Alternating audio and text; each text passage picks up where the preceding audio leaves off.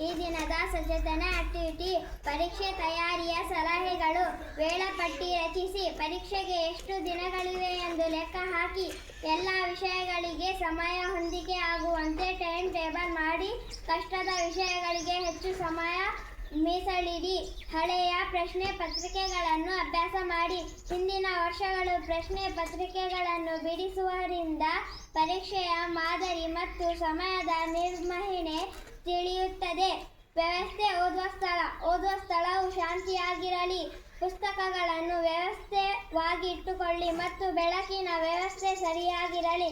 ಸಕ್ರಿಯ ಕಲಿಕೆ: ಕೇವಲ ಓದುವ ಬದಲು ಬರೆಯುತ್ತಾ ಅಭ್ಯಾಸ ಮಾಡಿದರೆ ವಿಷಯಗಳನ್ನು ಇತರರೊಂದಿಗೆ ಚರ್ಚಿಸಿ.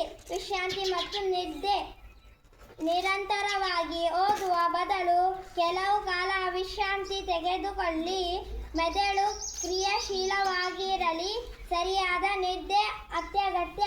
ಆರೋಗ್ಯಕರ ಆಹಾರ: ಪರೀಕ್ಷೆಯ ಸಮಯದಲ್ಲಿ ಪೌಷ್ಟಿಕ ಆಹಾರ ಸೇವಿಸಿ ಮತ್ತು ಹೆಚ್ಚು ನೀರು ಕುಡಿಯಿರಿ. ಒತ್ತಡ ನಿರ್ವಹಣೆ: ಪರೀಕ್ಷೆಯ ಬಗ್ಗೆ ಭಯಪಡಬೇಡಿ. ನಿಯಮಿತ ಯೋಗದ ಮೂಲಕ ಒತ್ತಡವನ್ನು ಕಡಿಮೆ ಮಾಡಿ. ಸಣ್ಣ ಟಿಪ್ಪಣಿಗಳನ್ನು ಮಾಡಿ. ಓದುವಾಗ ಮುಖ್ಯವಾದ ಅಂಶಗಳನ್ನು ಬರೆದಿಟ್ಟುಕೊಳ್ಳಿ. ಇದು ಕೊನೆಯ ನಿಮಿಷದ ಪ್ರಾಣವರ್ತಿಗೆ ಸಹಾಯ ಮಾಡುತ್ತದೆ.